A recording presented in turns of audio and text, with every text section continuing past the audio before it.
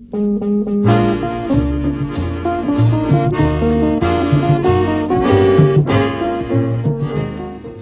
father was a minister of the New Testament Church of God. My mother was what one could call a minister of home affairs. The first Sunday I came to England, I worked in the hospital in Birmingham as a staff nurse. Possibly until now the most traumatic day. About 11 o'clock, I went into a corner and cried because then I just left Bible school and thought I should be preaching rather than working in a hospital. I went into full-time ministry 1964. That was in Coventry. In the 50s, if one saw a black person, and I lived in Birmingham, one would cross the street sometimes just to acknowledge the person's presence, to greet them, ask them where they were from, talk for a little while, and often exchange addresses. In the early 50s and 60s, the church served a socio-religious function.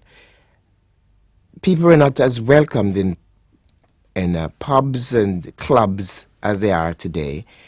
And because of this, it seemed the receptivity in churches lend itself to black people. It is very difficult to say whether I've done better here or I would have better than I would have done in Jamaica. Some of my peers have remained home and have done very well. In fact, I suppose outstrip me. Coming here gives the advantage, however, of satisfying me to know that I've traveled. One, I've helped to preach and teach and establish churches, and to help some people who possibly would not have done as well without me.